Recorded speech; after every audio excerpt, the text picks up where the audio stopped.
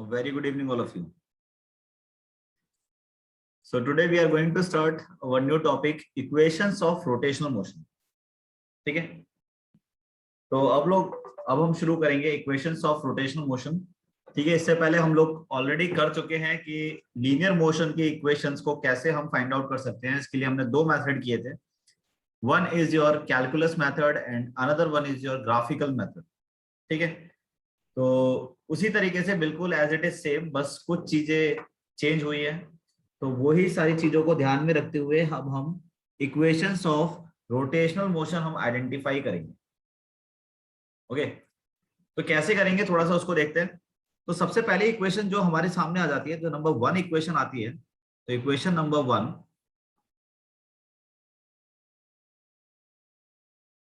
First equation की बात करें तो फर्स्ट इक्वेशन आती है omega is equals to omega not plus alpha t. तो this is your first equation. ये हमें प्रूव करना है और यू कैन से डिराइव करना है. ठीक है, तो सबसे पहली बात तो ये है कि सबको एक बार नोटेशन दे देते हैं कि लेट कंसिडर, अगर हम करते हैं लेट से ओमेगा नॉट जो है वो इनिशियल एंगुलर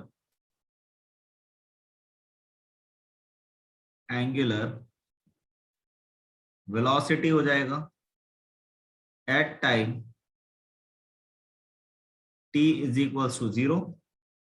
इसी तरीके से ओमेगा हो जाएगा हमारे पास final angular velocity at time t. Alpha हमने माना है एंगुलर एक्सेलरेशन को. Alpha is angular acceleration of the body.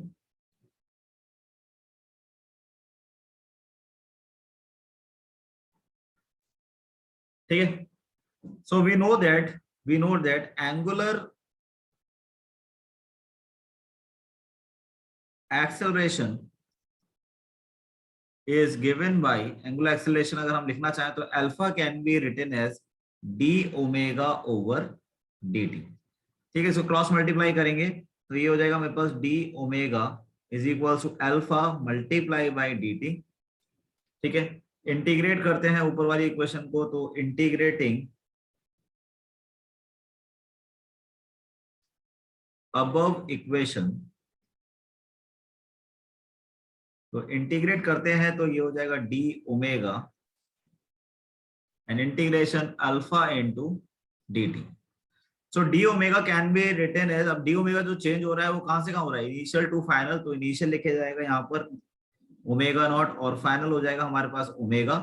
इसी तरीके से टाइम का चेंज जो हो रहा है वो 0 से लेकर कहां तक हो रहा है, दैट इज t. देखो 0 जब टाइम था तो यहाँ पर ओमेगा वेलोसिटी थी. आप देखो जब 0 टाइम था तो ओमेगा आपके पास क्या थी, वेलोसिटी थी.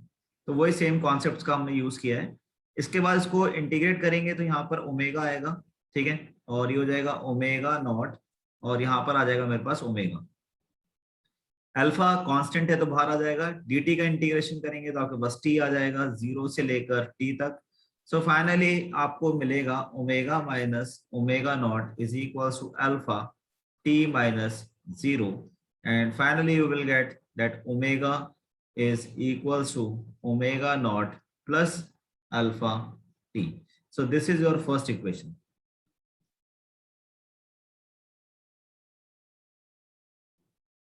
ठीक है, तो इस तरीके से आप फर्स्ट इक्वेशन को फाइंड आउट कर सकते हैं. ठीक है, तो इसमें कोई डाउट है तो आप पूछ सकते हैं. यू फाइंड एनी प्रॉब्लम और एनी डाउट तो आप मेरे से यहाँ पर पूछ सकते हैं.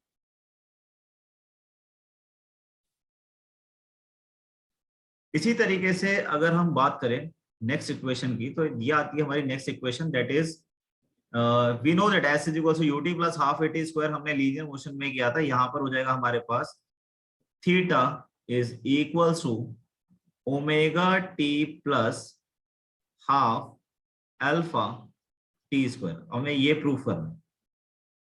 ठीक है, और इसको प्रूफ करने के लिए मैं सिंपली इक्वेशन का यूज करूंगा, that is we know that angular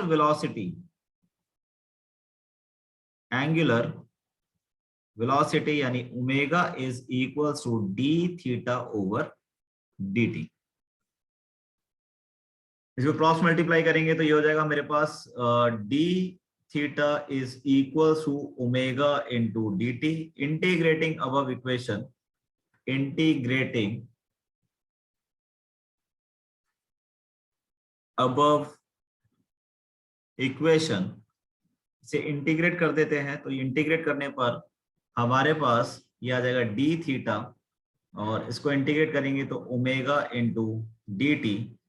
ठीक है, और यहां पर आप लिख सकते हैं दैट इज थीटा 1 से लेकर, ठीक है, और हम ये मान लेते हैं या थीटा 1 क्या लिखेंगे, हम इससे लिखते हैं थीटा नॉट से लेकर थीटा तक ये चेंज हो रहा है, और इसी तरीके से यहाँ पर हम टाइम चेंज हो रहा है दैट इज 0 से लेकर टी तक। ठीक है, तो व्हाट इज थीटा नॉट, यहाँ पे थीटा नॉट क्या है, तो थीटा नॉट है angular displacement, angular displacement at t is equal to 0। And what is theta, theta हो जाएगा angular displacement at time t। ठीक है, तो डी थीटा का इंटीग्रेशन करेंगे तो थीटा आ जाएगा, और हम इसको लिख सकते हैं थीटा नॉट से लेकर थीटा तक।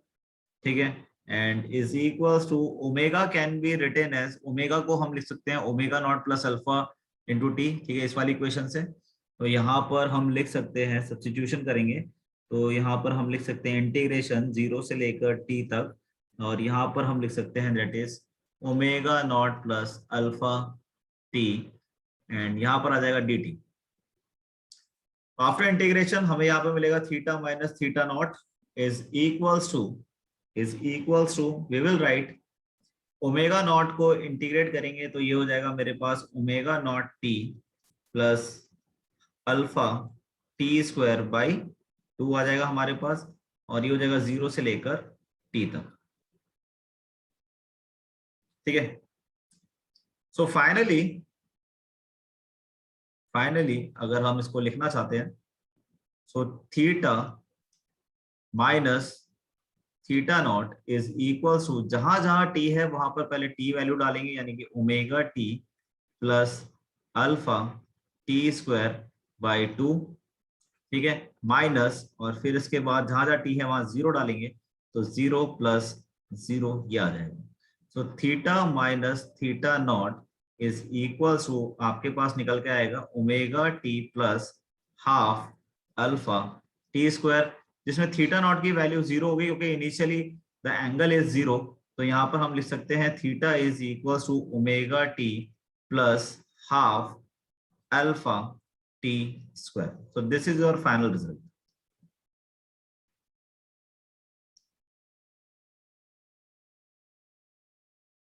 ठीक है, तो कुछ इस तरीके से इसको आइडेंटिफाई करेंगे। चलिए बताइए, इसमें कोई डाउट है तो वो आप मेरे से पूछ सकते हैं।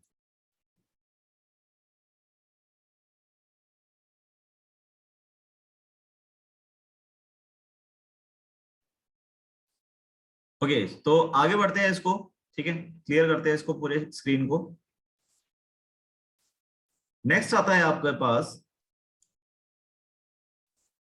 अगली इक्वेशन आपकी बनती है which is your last equation, that is omega square minus omega naught square is equals to 2 alpha into theta। ठीक है, इस इक्वेशन को हमें डिराइव करना है। सो एंगुलर एक्सेलरेशन को हम दोबारा से यूज करेंगे। एंगुलर एक्सेलरेशन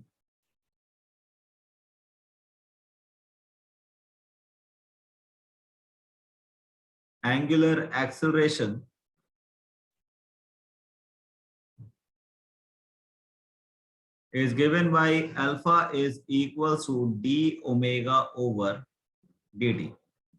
ठीक है, तो यहां पर मैं क्या करने वाला हूं कि ये जो अल्फा है इस d ओमेगा ओवर dt में थोड़ा सा हम सेट करेंगे इस फॉर्मूले को। कैसे, इसको मल्टीप्लाई करेंगे d थीटा से, और डिवाइड करने से d थीटा से अगर मैं डिवाइड ही कर देता हूं तो ये क्या होगा, क्या इक्वेशन पे कोई फर्क पड़ेगा? कोई फर्क नहीं पड़ेगा, क्योंकि d थीटा से d थीटा कैंसिल होने के बाद ये जो ऊपर वाली इक्वेशन है ये मुझे वापस मिल जाएगी। लेकिन ऐसा करने से एक फायदा हो जाएगा आपको कि अल्फा इज इक्वल टू, मैं इसको लिख सकता हूँ D theta over d T, थोड़ा सा अरेंज करेंगे, और इसको मैं लिख सकता हूँ D omega over d theta. ऐसा करने से क्या होगा कि ये जो टर्म है, ये वाली जो टर्म है, now this can be written as omega. इसको हम क्या लिख सकते हैं, ओमेगा लिख सकते हैं, और ये हो जाएगा d omega over d theta. You can write here that omega is equal to d theta over d t. ये ऐसे क्रॉस मल्टीप्लाई करेंगे तो अल्फा इंटू डी थीटा आ जाएगा हमारे पास, is equal to omega into d omega आ जाएगा यहाँ पर। एंड फाइनली ओमेगा यहाँ पर मैं लिख सकता हूं that omega into d omega is equals to alpha into d theta, integrating above equation, integrating above equation। तो इसको अगर हम इंटीग्रेट करेंगे तो इंटीग्रेट करने पर ये आ जाएगा मेरे पास ओमेगा नॉट से लेकर ओमेगा तक वैरी कर रहा है, omega d omega is equals to, और ये हो जाएगा मेरे पास थीटा नॉट से लेकर थीटा तक अल्फा इंटू डी थीटा। तो ओमेगा का हम इंटीग्रेशन करेंगे, ओमेगा की पावर 1 है तो यहाँ पर लिखेंगे हम ओमेगा स्क्वायर बाई 2, ठीक है, ओमेगा नॉट से लेकर ओमेगा तक, और अल्फा बाहर आ जाएगा, डी थीटा का इंटीग्रेशन हो जाएगा थीटा, और ये हो जाएगा हमारे पास थीटा नॉट से लेकर थीटा तक। So finally you will get omega square by 2 minus omega not square by 2 is alpha, और यहाँ पर आ जाएगा theta minus theta naught. So finally you will get omega square minus omega not square is equal to 2 alpha, और यहाँ पर आ जाएगा थीटा माइनस थीटा नॉट, कुछ इस तरीके से। सो finally you will get omega square minus omega not square is equals to, now again this is equals to 0 because initial angle is 0, so finally we will write 2 alpha into theta. So this is your final result. ठीक है, तो आपके पास अब यहाँ पर हम कह सकते हैं कि तीन इक्वेशन कौन कौन सी आई, आपके पास तीन इक्वेशन निकल कर आ जाती है हमारे पास। एक omega is equals to omega not plus alpha into t, दूसरी इक्वेशन आ जाती है आपके पास that is theta is equals to omega not t plus half alpha t square, और तीसरी इक्वेशन आपकी आ जाती है that is omega square minus omega not square, और ये हो जाएगा 2 अल्फा इंटू थीटा। तो ये जो तीन इक्वेशन है आपके सामने, this is known as equations of rotational motion.